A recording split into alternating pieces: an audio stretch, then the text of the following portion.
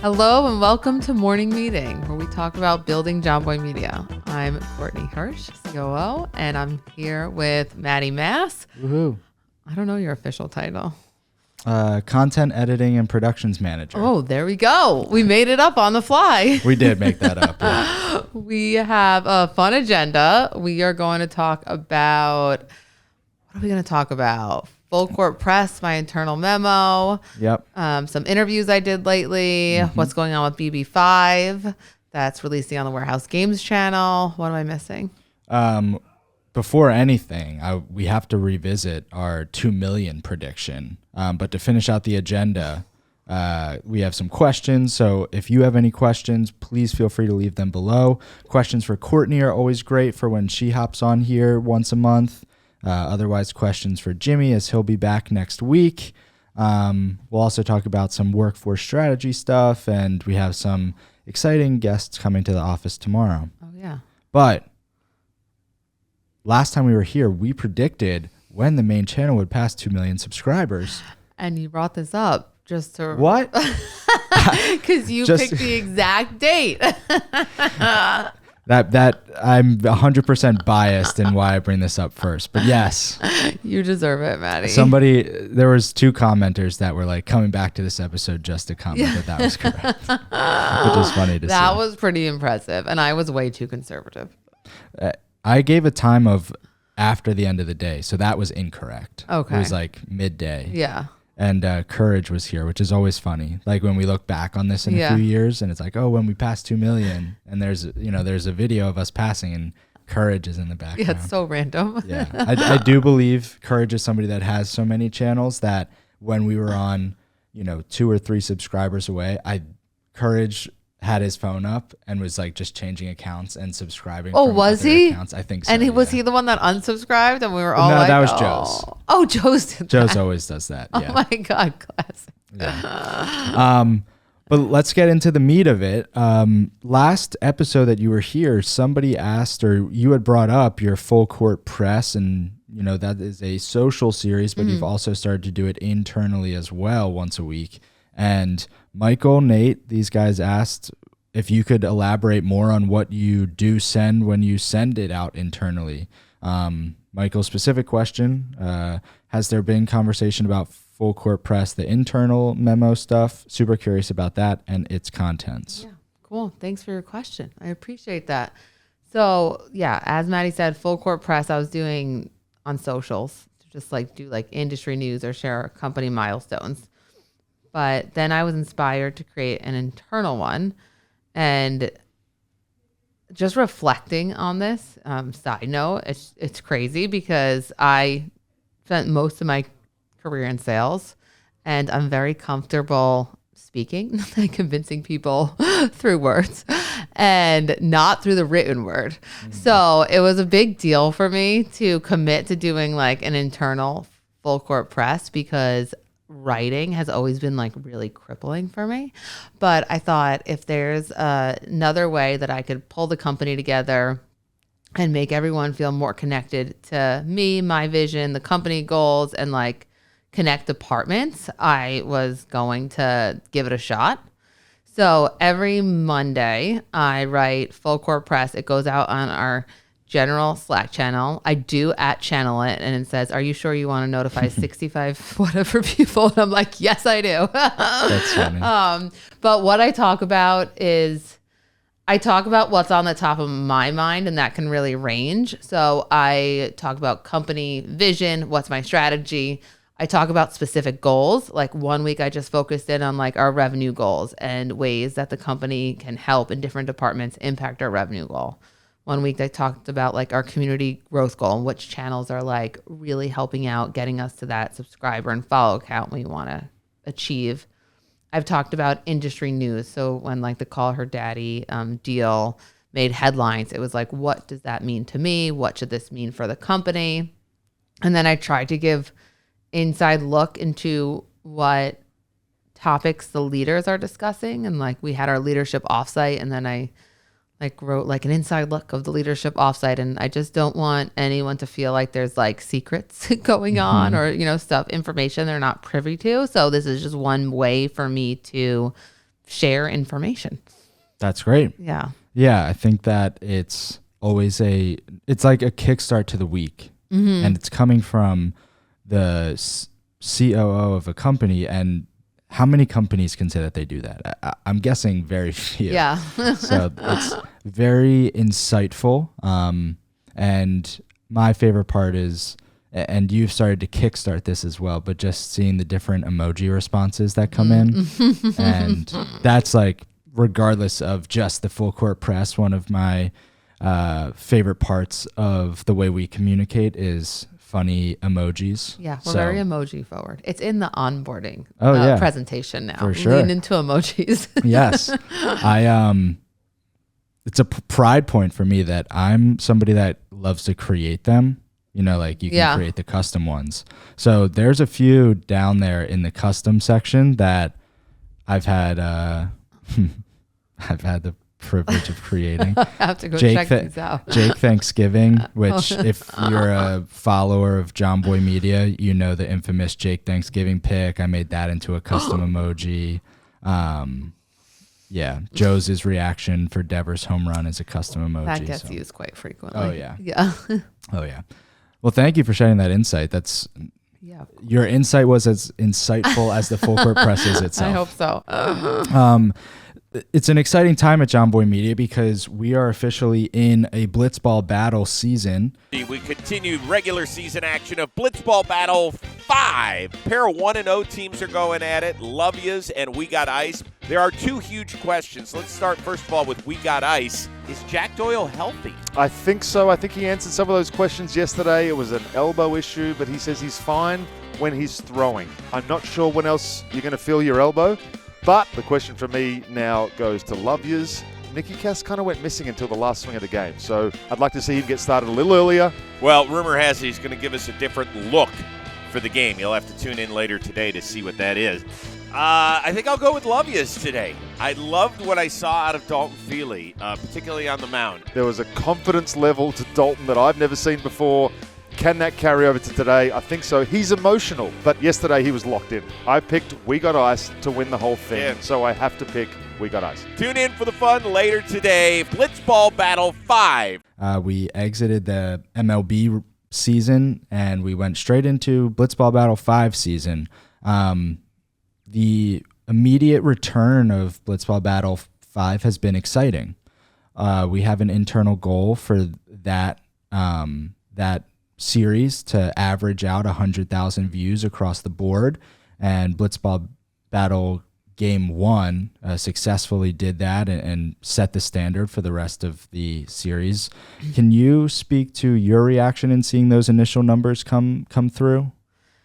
Yeah, I was really excited. The next day, or when it aired, the next day, like, run to Lucas, who's our data and like business intelligence guy, and I'm like, okay, like the numbers look good to me, but like you have to give me context around them. Like, what are you seeing? What does this mean? And we look a lot in like 12-hour reviews and like break it down into the last Blitzball Battle Game 1. Like, how did this do in this 12-hour time period? So we get like very granular with the data, and we're kind of tracking it like hour by hour. And, you know, Jimmy will even send like company-wide Slack saying like, if in the next 2 hours, if we get 2,000 more views, then we've reached this milestone as like the most viewed. So everyone gets, I think it's fun because it really pulls the team together. For and sure. Like we're really like, our eyes are peeled, like watching the numbers. But it was really exciting because I think the stakes were a little bit higher for Blitzball Battle 5. We were very intentional about our promotion this time around, and we had a very thorough promotion strategy through like internal, like kind of free in-house cross promotion. And then we also did some paid marketing efforts. So I think that made the stakes a little bit higher of like, okay, we set out to do something. We put a lot of time and resources and like executed a very strategic plan about promoting this, and like, is it going to have an impact? Yeah. So that was cool to see. Yeah. part of that marketing plan, we sent out physical mailers, which is so funny because we're so digital focused company that sending a literal postcard seems so abstract. But yeah, we sent out literal flyers. We wrapped our van, which in hindsight feels like something that just makes sense anyway. Like, why didn't we do that before? EB5. So our warehouse van, the van that the company uses for everything, is now officially warehouse branded. So if you see that van, Jimmy has the shtick going that if he sees somebody wearing the baggage shirt with him and Jake's faces on it in person, not at a Jomboy Media event, he'll give you all the money in his wallet.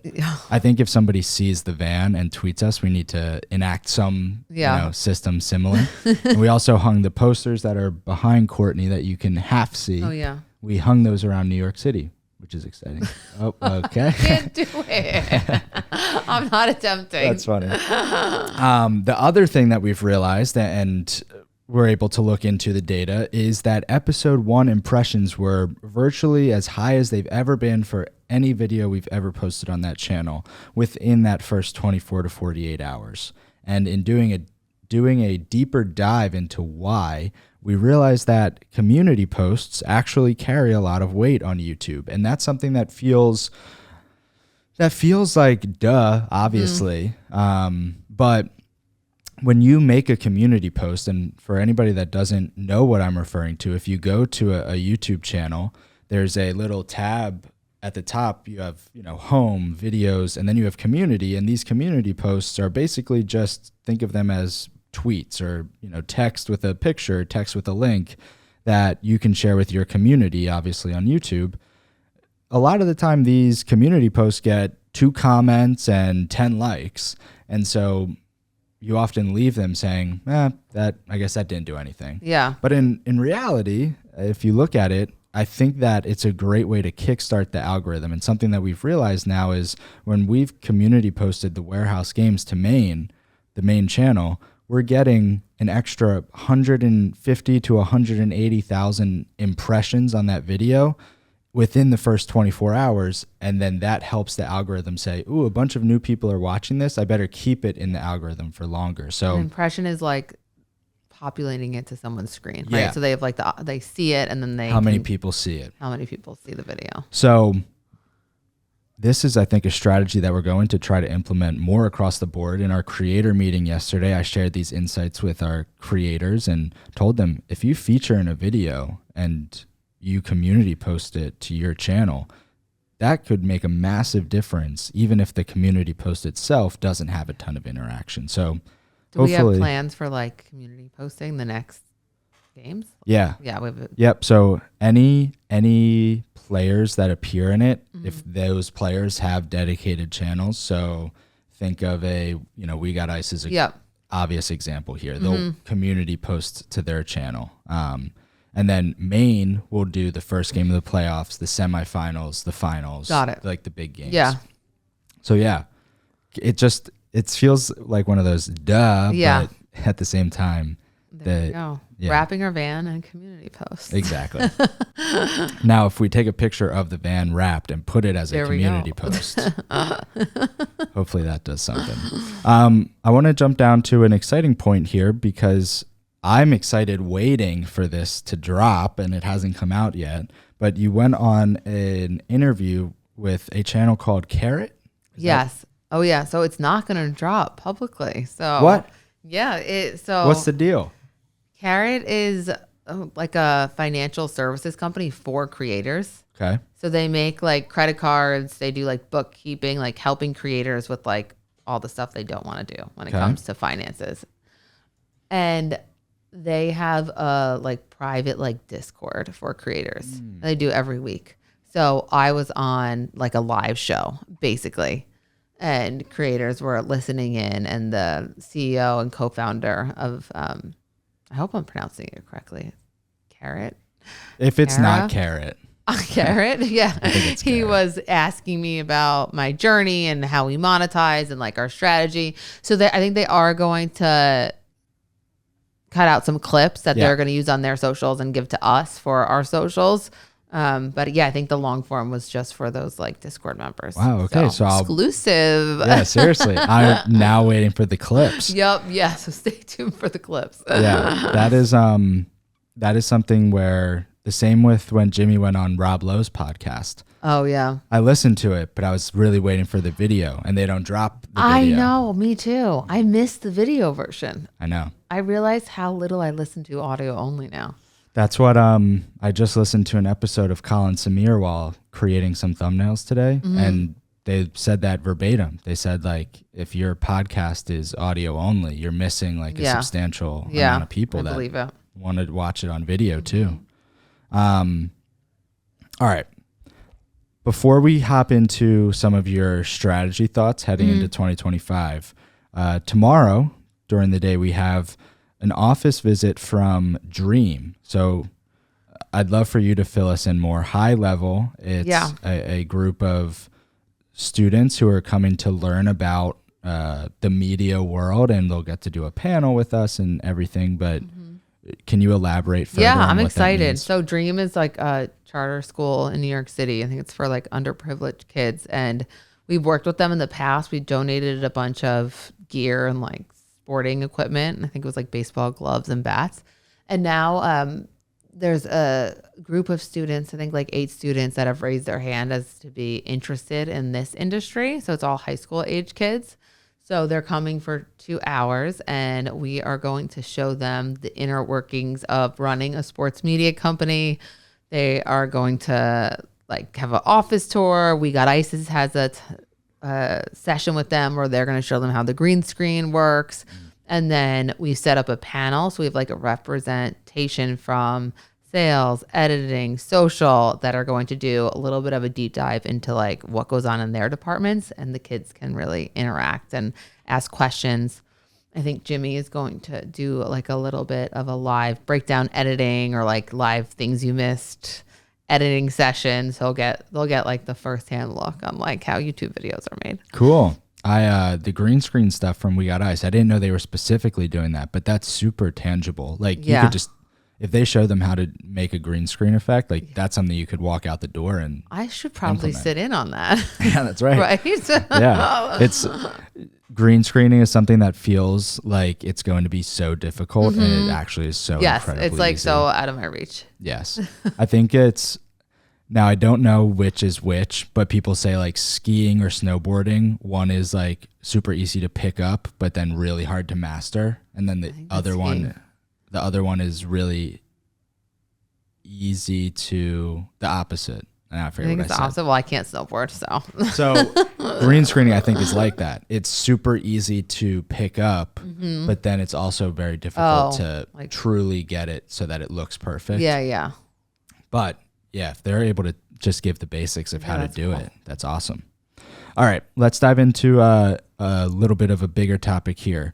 You've had the privilege of going around to all of our different teams within Jomboy Media and explaining your strategy for workforce moving into 2025. And this is kind of 2-part, right? You were able to talk to all of the teams about this is our broad strategy and how we're going to look to grow Jomboy Media. Then you've also separately had a conversation around specifically when we're hiring, how are we going to hire? So why don't you walk me through that part first? Because we have some job openings now. Yeah. How is Jomboy Media thinking about hiring? Yeah. So I'm like deep into 2025 planning. I almost forget we're still in 2024. And a big part of my job is what I call like getting the right people in the right seats and thinking about our head count for next year. And I had a meeting with all of the Jomboy Media leaders who are also people leaders, have direct reports, and wanted to give them some insight into what I think about when adding headcount, because it's a balance. We have such lofty goals and we're moving so fast and we want to grow and we need people to get to our goals. But then also with being in, a media business, we want to stay really lean and nimble and be efficient and like move quick. So I put this like workforce strategy meeting on the calendar to kind of give leaders what's inside my head. when teams are asking for additional headcount, like full-time hires. And some of the things that I'm thinking about are, I never want to overhire because I don't want to be in the place where I would have to like reduce the workforce or like do layoffs or fire someone because we made that mistake by like getting ahead of our skis. And then I talked about just being open to like flexible like labor options because we have really busy times.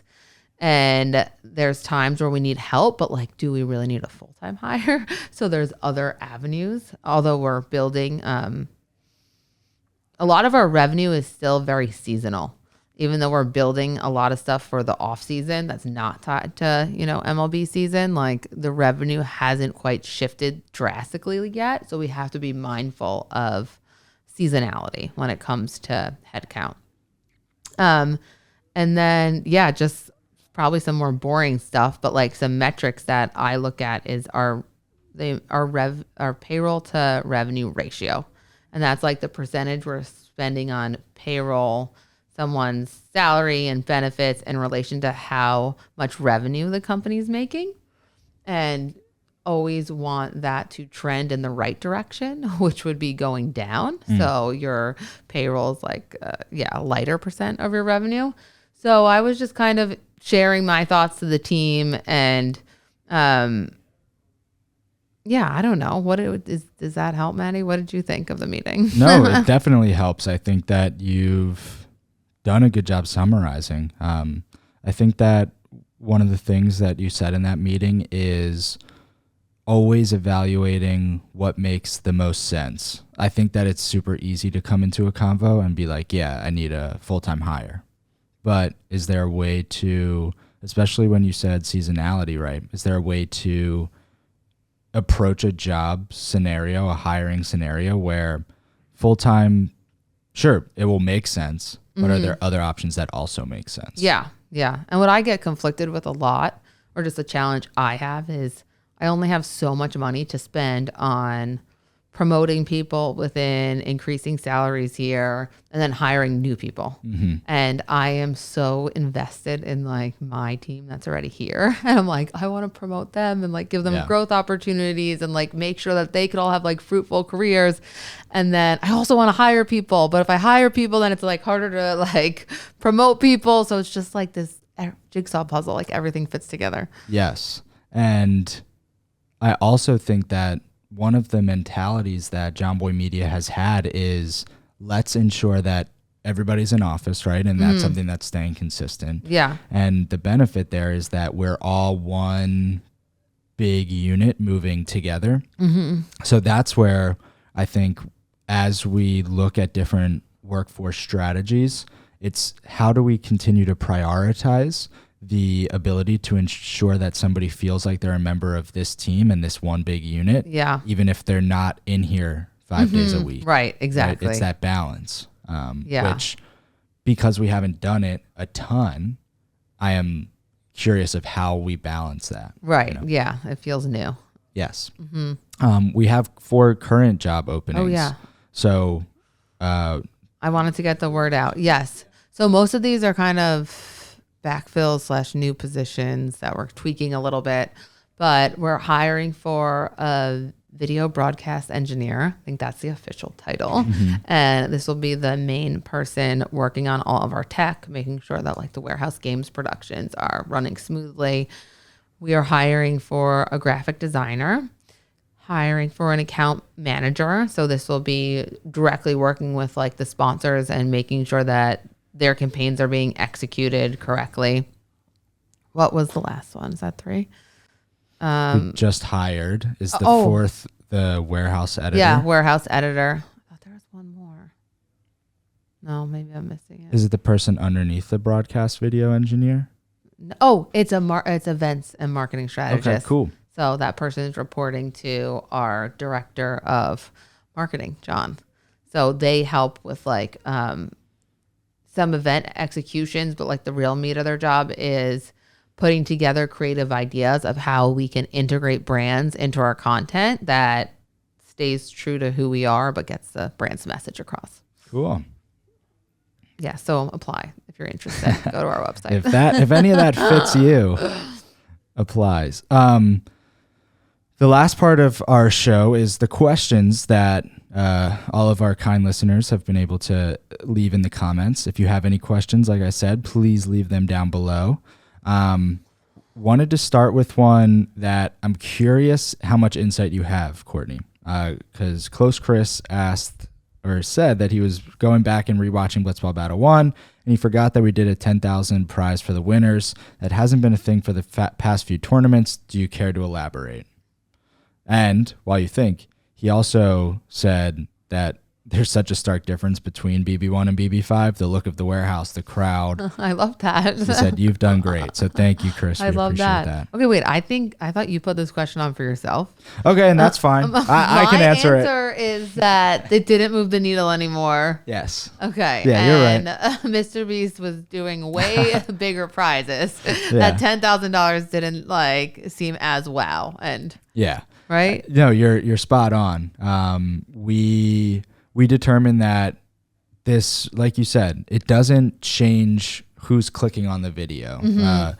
We at the time had tested thumbnails and titling that didn't involve the words $10,000, and there was no difference in the amount of people that clicked. So that's one of those scenarios where I was happy it to saves keep us $10,000 every tournament. So why not? Kind of an easy one to not do anymore. Yeah. And I think the other part of this, and this might honestly be the bigger factor, is that we began to think of the warehouse, and as the warehouse grew, the competitive nature of it also rose a lot. And even after we removed the $10,000 prize, you'll see some of that still lingering in the tournaments that we've done this year. I think Blitzball Battle 5 is a great example of let's focus on the personalities rather than just the gameplay, rather than just the competitiveness. I think the same logic applies to that decision to no longer do $10,000 prizes.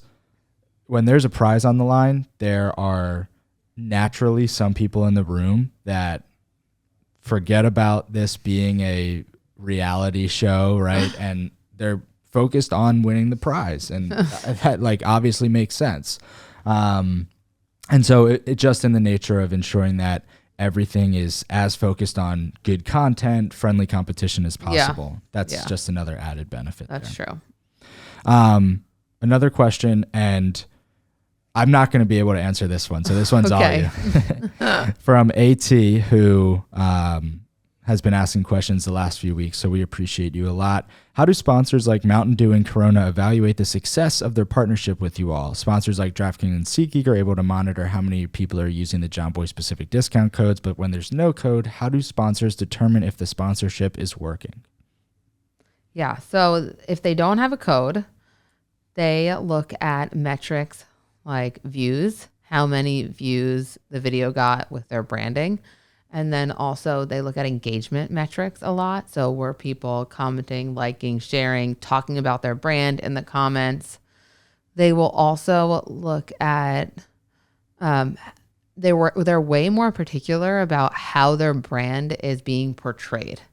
And are we hitting the messaging and the tone, and they have a bigger campaign, and are we fitting into that bigger campaign? So way more qualitative metrics like that. Some of them will sometimes hire these third-party measurement studies, which will do a brand lift study. And they'll say after running the campaign, this demo was 18% more likely to be aware of your product or consider purchasing your product. But those are really few and far between. It's mostly how many times was my brand exposed to the target audience I'm going after, and then did that target audience lean into the content and engage with it in some form. Yeah. I think that makes sense.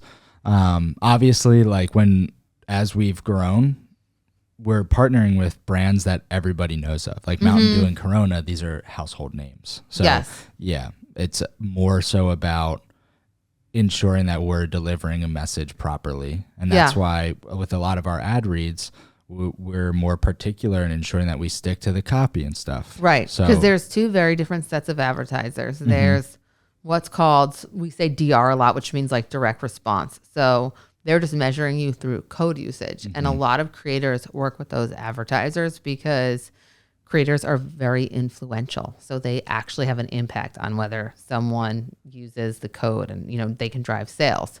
What's nice about those advertisers is there's a lot of flexibility and all they care about is code usage.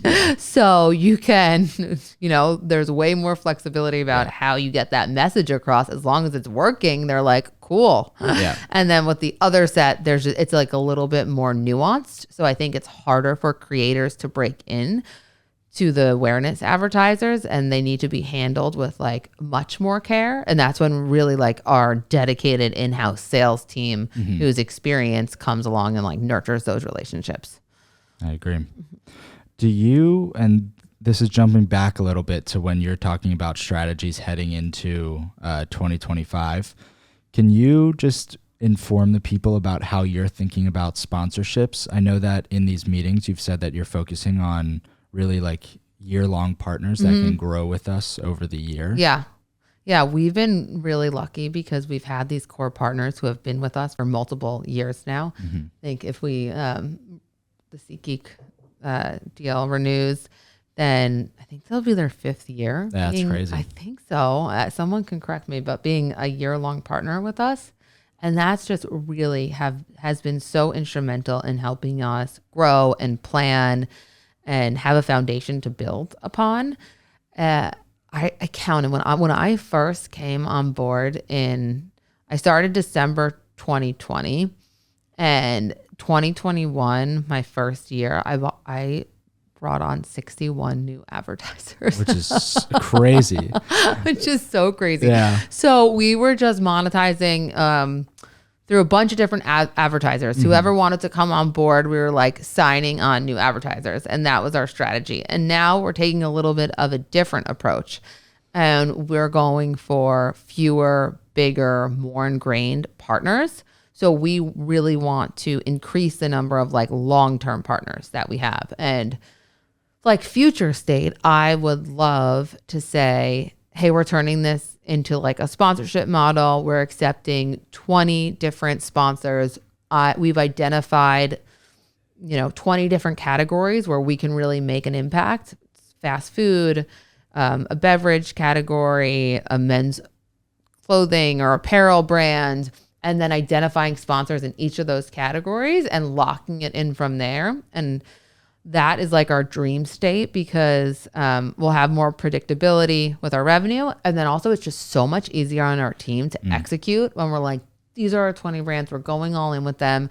And here's what you need to remember about them. And I could give you a crash course. But like even that one year we had 61. I would probably add more than as the team grew. And it's like for all of us to remember all those details about all of the brands and the do's and do nots. It's like, it's so hard. For sure. And the brands that are long term, like we can even see that now. Even when we have more than 20, it's very easy to remember. Mountain Dew has some things that they like when we do it, and it's like, oh, I can remember those because it's a longer partner. Yes. Even now, it still is that. Right. Yeah. We really try to nurture those like top 5. Yeah, and it's also funny when you say, we had 61 or 61 in 1 year, and then when we do an all hands meeting and it's like our goal is to bring in 5 new logos, and it's like so reduced, but they're also so much bigger. There's so much bigger brands. Yes. Much harder to close.